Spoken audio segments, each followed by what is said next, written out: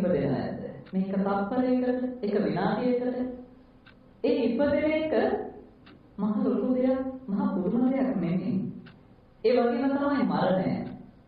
මරණය කියලා කියන්නේ මහ පුදුම දෙයක්, අමුතු දෙයක් නෙමෙයි. මේ බණ කියන වෙලාවේ මිනිස් මැරෙනවා. අමුතු දේ, පුදුම දේ තමයි උපතත් මරණයත් අතර මිනිස්සු ගත කරන ජීවිතය ගත කරන්නේ කොහොමද කියනවාද? අපි අද ලෝතුරා බුදු පියාණන් වහන්සේගේ උපත බුදු වීම පිරිනිවන් පෑම සමරන්නේ උන්වහන්සේ ඉපදුන නිසා නෙමෙයි. උන්වහන්සේ පිරිනිවන් පාපු නිසාත් නෙමෙයි.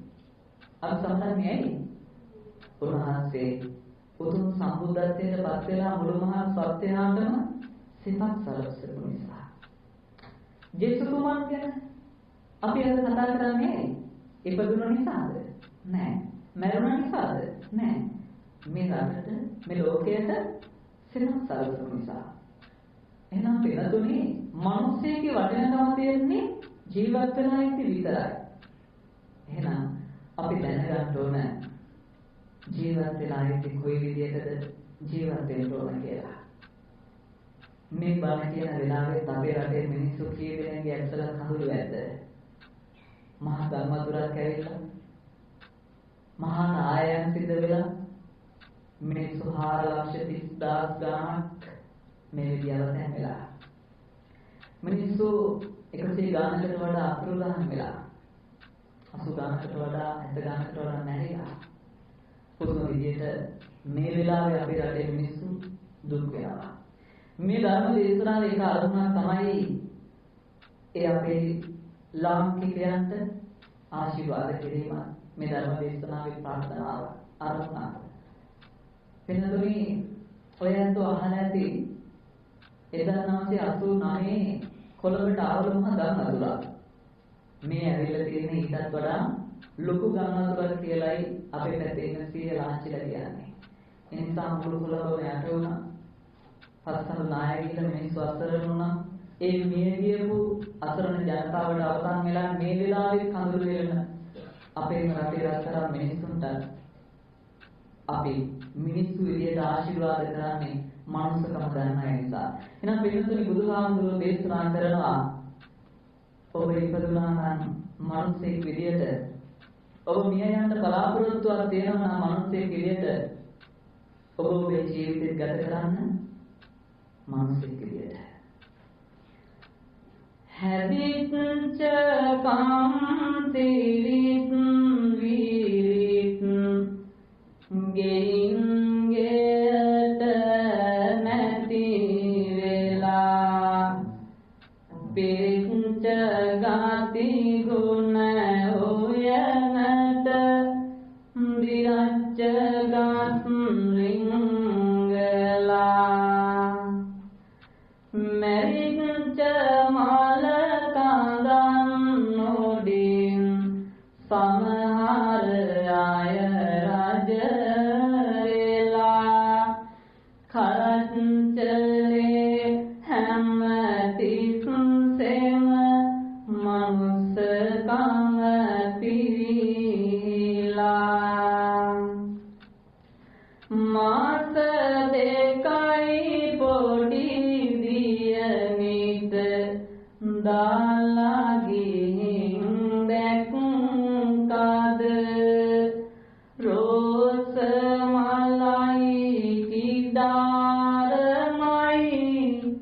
නංගී සහක්කද පුස් පැටව බැල්ලෙකගෙන්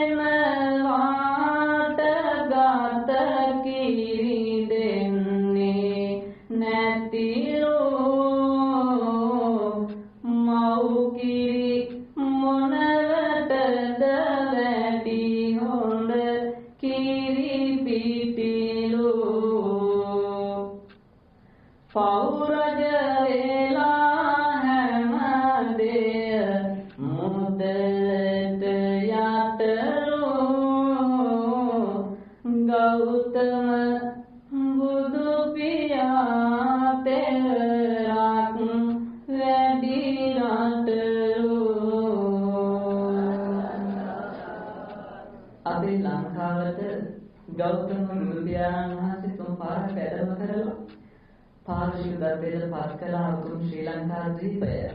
පින්වතුනි හිතලා බලන්න ලංකාව පමණක් නෙවෙයි මේ මුළු ලෝකේම ජීවත් වෙන මිනිස්සු මනුස්සකම් වලින් කොයිතරම් මෙරිලාද කියලා. සමහරු ජීවත් වෙන්නේ හරියට තිරිසනුන්ට වඩා අන්ත විදියට. පුදුමාකාර විදියට මනුස්සකම පිළිහිලා ගිහිල්ලා බුදුහාමුදුරුවෝ දේශනා කරනවා මානස උසස් තැනැත්තා මිනිසා කියලා. අපිට මිනිසා කියලා කියන්නේ මානස උසස් නිසා නේද? ඇයි මානස උසස් මිනිසා මේ තරම් පෞකම් කරන්නේ? හැම දේම ධනයට, බලයට, මුදලට යටත් වෙලා මේ ගම් වතුර ගලලා අනාථ වෙලා තියෙන වෙලාවෙත් අපේ රටේ ලංකාවේ සමහර දේශපාලඥයෝ ටොපියක් දන් දීලා ඒකත් ෆොටෝ එකක් ගහලා දාන අන්තර්ජාලයට. ඒකත් වීඩියෝ කරලා පෙන්නනවා මුළු රටටම. ධනය බලය හමුවේ මිනිස්සු කොයි තරම්නම් මනුස්සකම් වලින් පිළිහිලාද. සමහර මැරිච්ච අහිංසක පුංචි පැටවුන්ගේ දේහ මතින් රත්තරන් අම්මලාගේ තාත්තලාගේ දේහ මතින් රජ වෙන්න හදන මිනිස්සු කොයිතරම්නම් ඉන්නවද? පින්වතුනි හිතලා බලන්න මනුස්සයෙක් වෙච්ච අපේ කොයි තරම්නම් ගුණධර්ම වලින් යුක්ත වෙන්න ඕනේද කියලා හිතලා බලන්න. අද මේ සමාජය කොයි තරම්නම් වැරදි පැත්තටද යන්නේ කියලා. බිඳිමින් පිළිම යුග නෙත් ගල්වා ගන්නේ පොඩි කර සිරස එහි ඇති වස්තුව ගන්නේ පන්සල් දේවාල බින්දිනා මිනිසුන්නේ ඒ අත් දෙකෙන් අලුපින්කම් කරලන්නේ නමනං සුවඳ රත්නය ගන්ධ වැඩට හිත කරුණාවති ළඟ අද දරුසෙනේ නැත ධර්ම දාස දෙයි පියනොමකට හිත දයාවති විරසක වෙලා ඇත ලබු කැට යට කල්ලු ගල් උඩ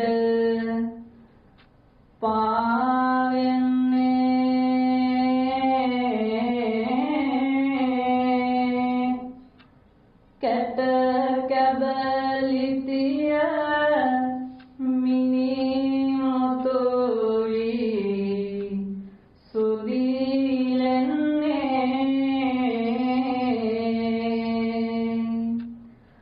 කලුරෙති හොරුය සුදු පිරුවට ඇඳ ඉන්නේ මතු පිට මිතුරුකම යට සතුරයි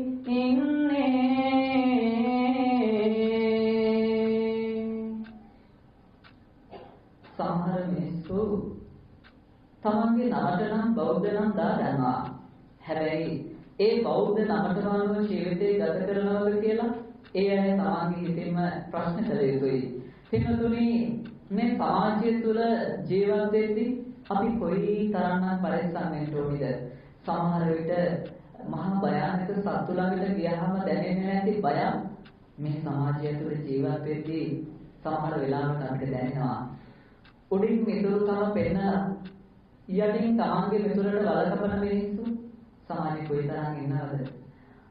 අරුන්ගේ දියුණුවේදී ඒ අයට සුබ පතන්නේ නැතුව අනුන්ගේ දේවලුව දැකලා ඊර්ෂ්‍යා කරන මිනිස්සු මේ සමාජෙ කොයිතරම් ඉන්නවද?